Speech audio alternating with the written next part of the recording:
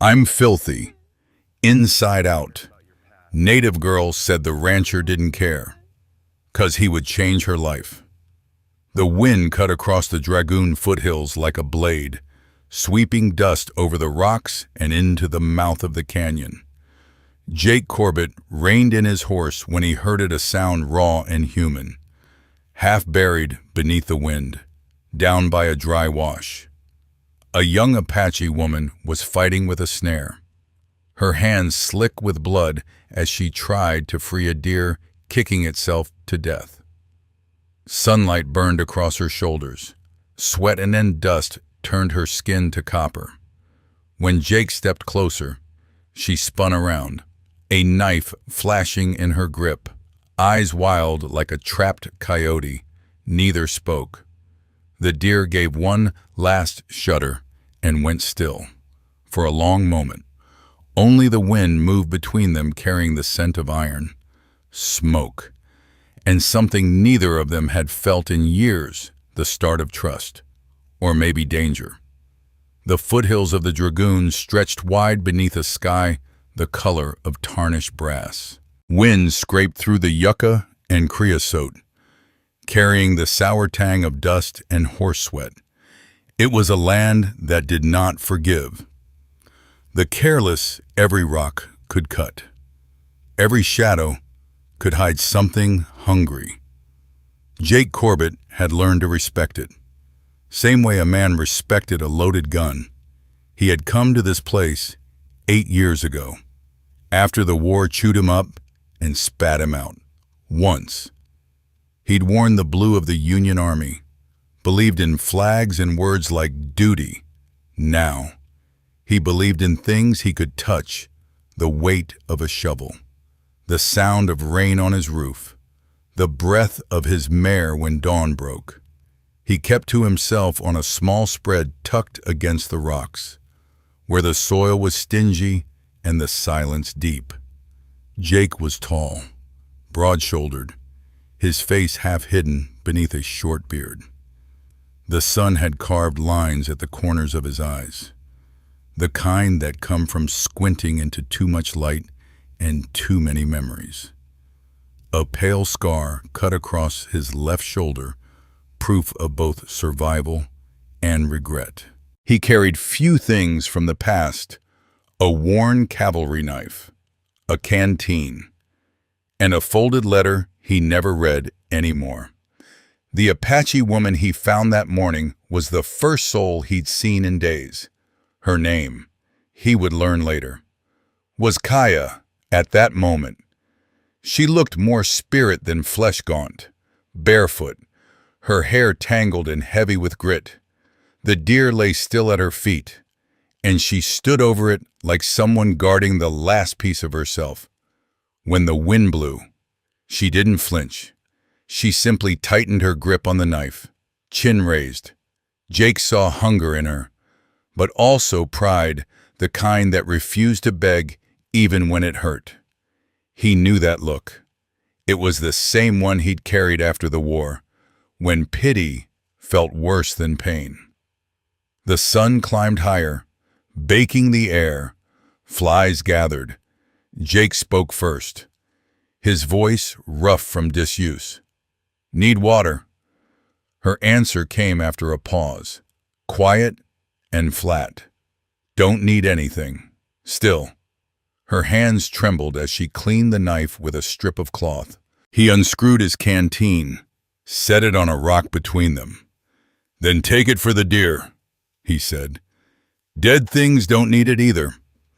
Her gaze flicked to the water, then to him. The tension eased barely. Around them, the land shimmered in the heat. Two strangers stood in the same patch of dust, both too proud to ask, too tired to fight. Somewhere above, a hawk circled the canyon, patient, waiting. And for the first time in years, Jake Corbett felt the weight of silence shift into something living. Jake crouched beside the carcass, drawing his knife to cut the snare loose. The wire had bitten deep into the deer's leg, blood dark and sticky against the fur. Kaya tensed, knife still in hand, her breath sharp as flint. He worked slow, careful not to startle her, the motion of his blade steady and unhurried. When the deer's leg came free, it twitched once before going still. The woman muttered something in Apache, a few syllables that sounded like a prayer or a farewell. Jake didn't understand the words, but he recognized the tone respect for life taken. "You hunt alone?" he asked quietly. She didn't answer. Her shoulders were narrow, and her ribs pressed hard against the skin. She bent down, touched the animal's flank, then drew her blade across its throat with a single clean stroke. Jake didn't flinch. He'd done the same too many times before. She began skinning the deer. Fast but clumsy hunger made her hands shake. He saw her glance once toward the saddlebag hanging from his horse, where a loaf of hard bread was tied, without a word. Jake broke the loaf in half and set it on a rock between them. Her eyes darted up, suspicious. "Why?" "Because you look like you haven't eaten in days." "I didn't ask. Didn't say you did." The wind sighed through the canyon, carrying a faint smell of blood and sage. For a moment, neither spoke. Then her stomach growled a small, desperate sound that seemed to shame her. She looked away, knife trembling slightly in her grip. Jake took a few steps back, keeping his hands visible. "Take it," he said simply. She hesitated. Then, like a cornered animal deciding the hunter had no trap, she snatched the bread and tore into it, chewing fast, eyes never leaving him. He waited until she slowed, until some color crept back into her face. "Got a name?" "Kaya. I'm Jake Corbett." She nodded once, curt. Her voice was rough but carried a strange dignity, the kind of tone that didn't beg, didn't yield. "Where's your camp?" he asked. "Gone." He understood what that meant: burned, scattered, or worse. The land was full of ghosts like her, people the world decided were inconvenient. As the afternoon wore on, they worked side by side without speaking. He helped her lift the deer onto a flat stone and taught her to cut it along the grain to make drying strips. She listened without responding, but her hands steadied. When the sun dropped lower, Jake gathered some dry mesquite and struck a spark. The small fire came alive, snapping at the wind. Kaya stepped back instantly, wary. "I'm not staying," she said. "Didn't ask you to." But when he poured coffee from his tin cup, she watched every motion like it was a ritual from another world. The scent of roasted beans drifted between them. He held the cup toward her. "It's bitter, but it helps the night pass." She shook her head. "You don't know what I am. Maybe not, but I know what hunger looks like." Her lips pressed tight. After a long silence, she took the cup, sipped once, coughed at the taste, then sipped again. The firelight caught the side of her face, the smudge of dirt across her cheek, the sharpness of her jaw, the scar near her ear. She looked nothing like the frightened thing he'd first seen. Night deepened, and coyotes howled in the distance. Jake tossed another stick into the flames. Kaya crouched across from him, still alert, but her eyelids drooped with exhaustion. He said softly, almost to himself, "It's a long walk to nowhere. You can rest by the fire tonight." She hesitated, eyes narrowing. "You think I'll thank you? No," he said. "Just think you're tired." For a long moment, she didn't move. Then she sat, pulling her knees to her chest, the firelight flickering over her face. Neither of them spoke again. Above, The stars gathered over the canyon cold, ancient, and silent witnesses to two people who no longer trusted the world but were, for one night, no longer alone. 3 days passed before Jake saw her again. He was mending the fence along the northern ridge when a faint curl of smoke rose above the rocks. Following it, he found Kaya crouched by a small pit, drying strips of venison on a rack of willow branches. The sight made him stop. She'd survived. Barely. But she had. "You're still here," he said. Her eyes flicked up, wary. "You thought I'd vanish?" "Most folks do." She shrugged, thin shoulders rising under a ragged shawl. "Maybe I should have." Jake looked over the small camp, the half-burnt logs. The hides stretched to cure, the neat rows of meat drying in the sun. It wasn't much, but it was the kind of work that kept a person alive. He set down his tools. "There's room at my place. Roof don't leak. Could use a hand before winter." Kaya's lips tightened. "You'd let an Apache live under your roof." Jake met her eyes. Wouldn't be the first time two people tried to survive the same storm. She let out a small, bitter laugh. "And what would people say? They'll talk no matter what I do." She studied him for a long while, as if searching for the lie. Then her voice softened, not gentle, but stripped of armor. "You don't know what I am. I know you're hungry and stubborn." Her jaw clenched. "I'm filthy," she whispered, "inside out." The words hung between them, raw as the wind that scraped over the rocks. Jake didn't answer right away. He simply crouched, picked up a handful of dirt, and let it run through his fingers. "This land's filthy too," he said quietly, "but things still grow here if you give them a chance." Kaya turned away, as though afraid to let him see her face. After a moment, she muttered, "I'll help with your fence, that's all." He nodded. "That's a start." By evening they rode together, her barefoot heels pressing against the horse's flank. When the cabin came into view, a single-story shack nestled between yucca and juniper, she looked at it as if it were something unreal. Smoke drifted from the chimney, steady and pale.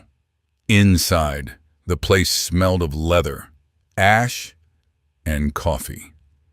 She stayed by the doorway, clutching her bundle. Jake motioned toward the table. "Sit. You can eat first." "I said I'd work, not beg. I didn't say it was charity," he replied. "I'm paying you in stew." Her mouth twitched, not quite a smile, but close. She sat, hands in her lap, until the steam from the pot reached her face. They ate in silence. Each bite seemed to anchor her back to life. When she was done, she wiped the spoon carefully and placed it exactly where she'd found it. That night, she curled up by the hearth with a blanket he left out. Jake sat at the table, repairing a saddle strap, pretending not to notice how she kept her back to him. But when the wind moaned through the cracks, he rose and tossed another log into the fire. The orange light washed over her hair, catching the dust and copper tones in it. She whispered, thinking he couldn't hear, "Why are you kind to me?" Jake paused with his hand on the poker. "Because nobody was, when I needed it." Days passed into a rhythm. Kaya rose before dawn, fetching water from the creek and helping in the corral. Jake showed her how to tie feed bundles and patch broken boards. She taught him how to spot healing herbs along the ridge. When he nicked his hand on a nail, she pressed a poultice of crushed leaves to the cut. "Where'd you learn that?" he asked. "My mother," she said, gaze lowered. She used to say plants remember kindness. She sounds like she was wise. She was killed for it. The quiet that followed was thick and long. Jake didn't ask more, and Kaya didn't explain. But later that night, he found her outside, tracing the stars with a stick in the dirt, whispering names to them.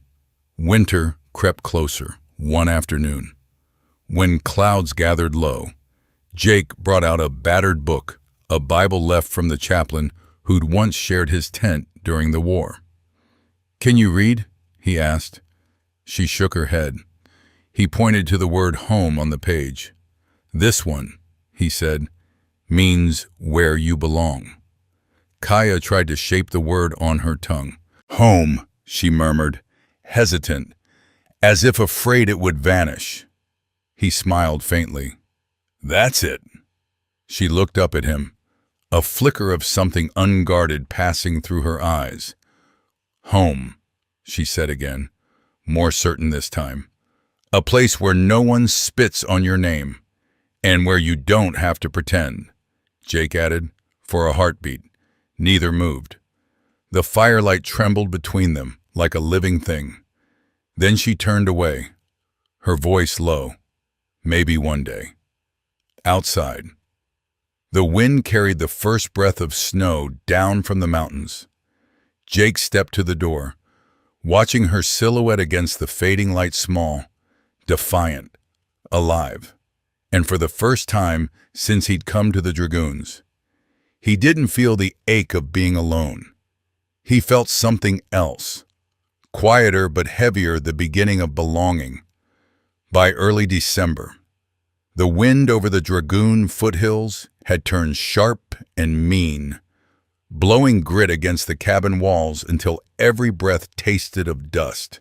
Jake had almost finished the new fence line when he heard the first rumor carried by a ranch hand from town who came to trade salt for jerky.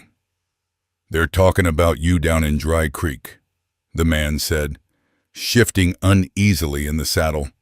"Say you've got yourself an Apache woman up here." Jake kept his tone even. "You believe everything you hear, don't have to. Dunn does." The name sat in the air like gunpowder. Caleb Dunn, big landholder, quick temper, and the kind of man who thought owning something made it right. That night, when Kaya came in from feeding the horses, Jake told her what he'd heard. She froze, a strip of hair falling over her face. "He'll come," she said quietly. "He always does." Jake looked at her, then the calm in her voice more frightening than panic. "He hurt you before, didn't he?"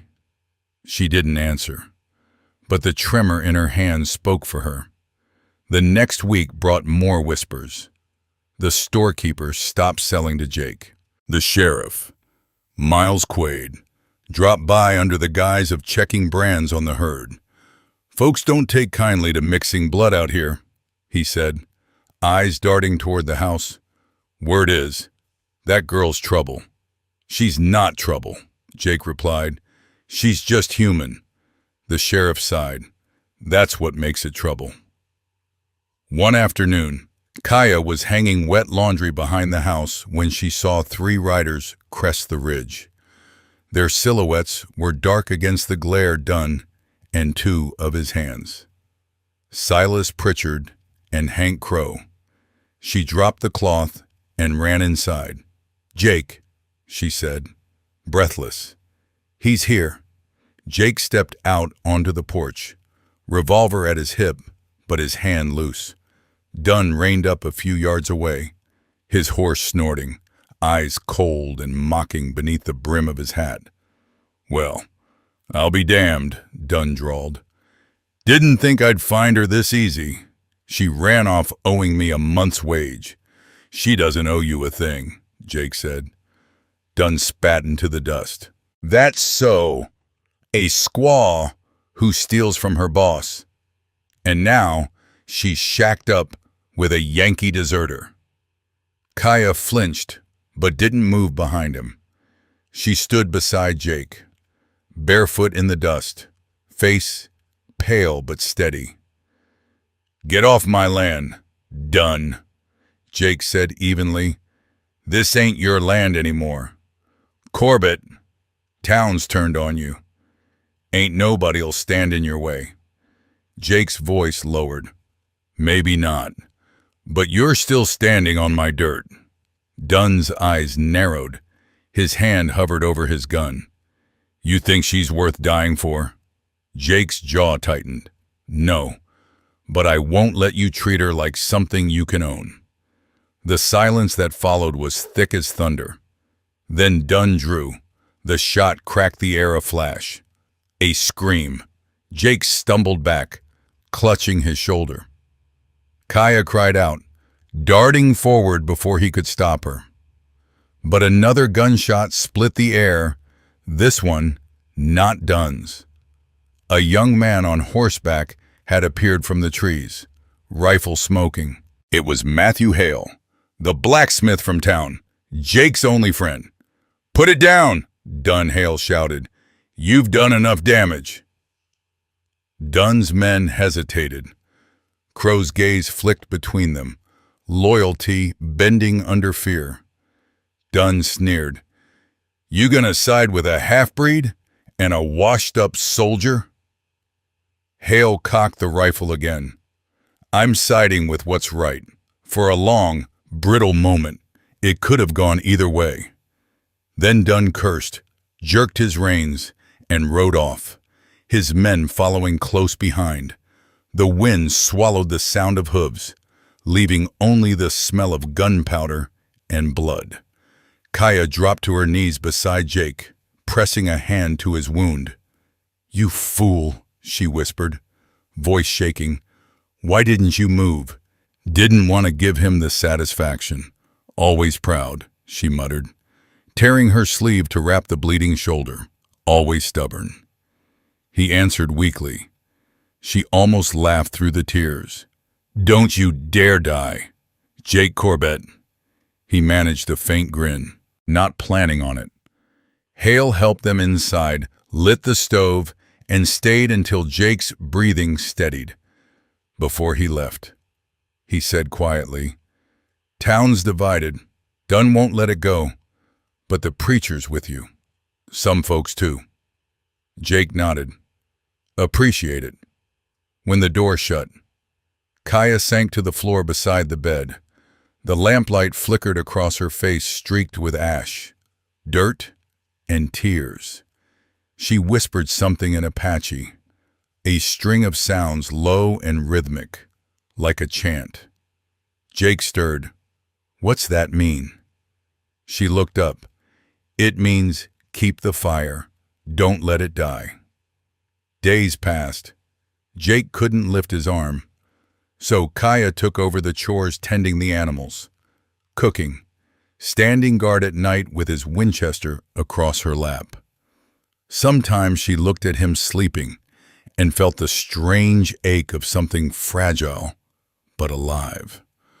One evening, he woke to find her sitting by the fire, hair loose, lips moving silently as she mended his torn shirt. "You should have left when he came," he said softly. Her fingers paused. "I told you before. I'm done running." Jake smiled faintly. "Then we've both got something to prove." She looked up, meeting his gaze, for once. Neither of them looked away. The crackle of the fire filled the space between them, no longer cold, no longer distant. But the reprieve didn't last. 2 nights later, the horses screamed. Kaya rushed outside to find the barn engulfed in flames. Fire roaring against the wind. "Jake," she shouted. He staggered out, bandage dark with blood. Together they fought the blaze, dragging buckets from the trough, choking on smoke. Sparks burned their clothes. The night a chaos of orange and ash. When at last the roof caved in, the light died, leaving only the smell of char and sweat. They stood side by side, panting, covered in soot. Kaya's voice broke the silence first. "He did this. Jake nodded. Yeah, but he won't do it again. She turned to him, eyes wet but fierce. I'm not afraid anymore. He met her gaze. His face streaked black with smoke. Good, he said, because I'm done living alone. When dawn came, smoke still rose from the wreckage. Jake sat on the porch steps, arm in a sling. Kaya brought him coffee in a tin cup. Done'll come again, she said. Jake sipped slowly. Then we'll be ready. The wind carried the smell of burnt wood down into the valley, where the town waited, half of it watching, half pretending not to, for the first time. Neither of them bowed their heads. The barn was nothing but black ribs of timber by morning, the smell of smoke still clinging to the cold air. Jake sat on the porch with his arm in a sling, eyes on the hills. Kaya moved quietly around him, gathering what could be salvaged tools. A few half-burnt boards, a bucket warped by heat. Every step she took made the silence heavier. When she finally stopped, her voice came soft, but steady. He wanted to break you. Jake looked up. He broke the barn instead. Kaya knelt to check the bandage on his shoulder. You shouldn't be moving. He gave a half smile. You sound like you own the place. Her fingers paused. No, I don't own anything. Neither do I, he said. Just trying to keep what's decent alive. For a while. They said nothing. The morning wind brushed ash into the yard, and the horses whickered softly from the corral. Then Kaya sat beside him, pulling her shawl tighter. I could leave, she murmured, before they come again. You could, Jake said. But you won't. She turned to him, startled. How do you know that? Because you already decided not to run the night the fire started. He glanced at her, a faint smile under his beard. And because you're stubborn, as I am. Her lips twitched, the ghost of a laugh escaping. You make it sound like a virtue. Maybe it is, he said. Out here, it's what keeps people alive. That evening, the wind changed. Snow fell thin and silent, softening the ruins of the barn. Jake sat by the hearth, the bandage clean and white against his bare chest. Kaya ladled soup into a bowl and brought it to him. He watched her hands move gentle, deliberate. You don't have to do all this. She met his gaze, eyes catching the firelight. I know. Then why stay?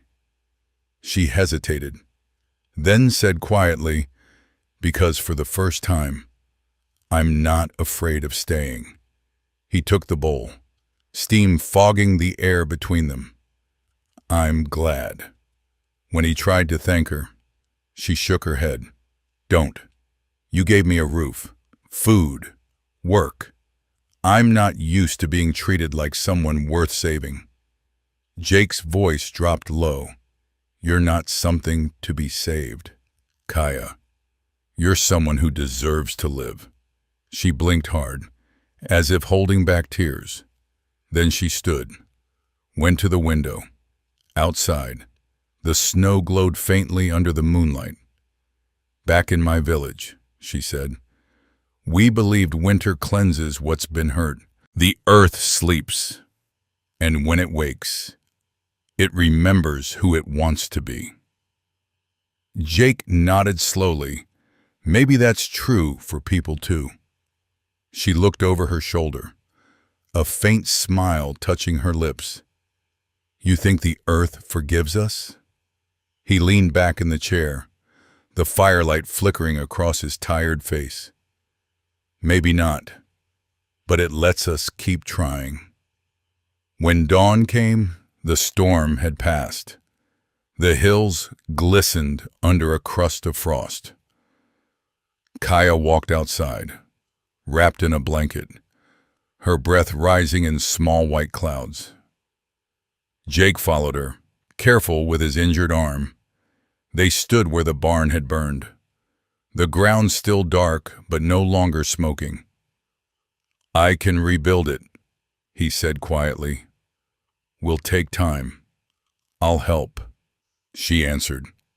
He looked at her, really looked, and for the first time saw no fear in her posture, no hesitation, just resolve. "You already have." She met his eyes. "You think this place can forgive what happened here?" Jake glanced at the horizon where sunlight spilled over the red mesas. "Forgiveness isn't the land's job," he said. "It's ours." That night, a knock sounded on the door. It was Matthew Hale, coat dusted with snow, hat in hand. "Sheriff Quade's gone to Tucson," he said. "Dunn's hiding out in the valley, but the preacher's been speaking for you both. Folks are listening now." Jake's brow furrowed. "Didn't think they'd care." "Maybe they didn't," Hale said, "until they saw someone stand up for what's right." He looked past Jake to Kaya, who stood by the hearth. "You're both welcome at Sunday service if you want. Ain't many would dare say that, but Hill means it." When he left, the cabin felt quieter than before, but not empty. Kaya stared into the fire for a long time, then whispered, "They'll never see me like they see you." Jake stepped closer, his hand brushing her sleeve. "Maybe they don't need to. Maybe they'll just see us." She looked up at him, the distance between them measured only in breath. "You really believe that I have to," he said. "Otherwise, the war never ended." The fire cracked softly. Kaya's eyes glimmered as she leaned closer, her voice barely above a whisper. "Then keep the fire, Jake. Don't let it die." He nodded. "Not while you're here to remind me, outside." The snow fell again, gentle as ash, covering the scars of what had burned. Inside, two people sat side by side, no promises spoken. But something stronger forged in the quiet, the understanding that neither salvation nor peace had to come from others. Sometimes it came from staying. Sunday came with the faint scent of thaw in the air. Snow still clung to the edges of the trail when Jake saddled his horse. Kaya watched him from the porch, shawl pulled tight around her shoulders. "You don't have to go," she said. He met her eyes. "If I don't, they'll write the story for us." Kaya hesitated, then stepped down from the porch. "Then I'm going too." Jake started to protest, but she shook her head. "I won't hide anymore." They rode together toward Dry Creek Junction, the valley slowly waking under the pale light. When they reached the town, conversation died on the boardwalks. People stopped women at the well, men outside the saloon, their stares sharp and quiet. Kaya felt every gaze like a blade, but Jake rode on, straight-backed, unflinching, until he stopped in front of the small white church at the end of Main Street. Inside, the preacher's voice faltered when the door opened. Heads turned. Jake walked down the aisle with Kaya beside him, boots echoing against the wooden floor. He removed his hat and said, loud enough for all to hear, "I've killed for things I don't believe in, for flags, for pride, for men who lied. But this woman has done nothing wrong. If there's sin here, it's mine for not standing sooner." No one moved. Even the old clock above the altar seemed to pause. Then Reverend Hill stepped down from the pulpit. "The good book says truth shall make us free," he said. "And what's truer than a man who won't let hate decide who he can care for?" The words rippled through the congregation. Some faces hardened, others softened. And when Jake reached for Kaya's hand, no one spoke against it. Outside, Sunlight broke through the thin clouds, spilling gold across the street. Hale stood by the hitching post, hat over his chest. "Town'll talk," he said. Jake smiled faintly. "Let them. By spring." Dunn had been caught trying to flee south and was hauled to Tucson in irons. Pritchard's store closed. His credit dried up. Life in the valley began to settle again. Slower, but cleaner. One morning, a wagon rolled up the hill to the Corbett Ranch townsfolk, both white and Apache, carrying wood, nails, and sacks of grain. Hale was among them. His sleeves rolled up. "Might as well build something better," he said. "That's what folks do after fire." Kaya stood by the doorway, stunned. Even the children came laughing, chasing each other through the yard, their footprints crossing lines the adults once drew in stone. When the new barn was raised, Reverend Hill planted a wooden sign at the creek below Promise Creek. "Because this place keeps its word," he said. That night, Jake and Kaya sat on the porch, watching the last light fade behind the mesas. A faint purple hue spread over the grass, the same color as the wildflowers sprouting along the fence. Kaya held a small wooden cup in her hands, one Jake had carved from cedar, the word "ours" etched rough but deep across it. She traced the letters with her thumb. "You know," she said softly, "the day you found me, I just wanted meat to stay alive. I never thought I'd find a reason to live." Jake turned to her, his eyes calm, steady. "And I thought I only needed land and silence. Turns out, I needed someone who still believes in what's real." The wind brushed past, carrying the scent of spring and faint wood smoke. Below them, at Promise Creek, the water ran clear again, children's laughter mixing with the song of the breeze. Kaya leaned her head against Jake's shoulder. "Maybe the land remembers kindness after all," she whispered. Jake smiled. "Then let's keep reminding it." And as the sun sank behind the dragoons, the world seemed softer, not clean, not pure, but honest. Out of dust and ruin, something had bloomed.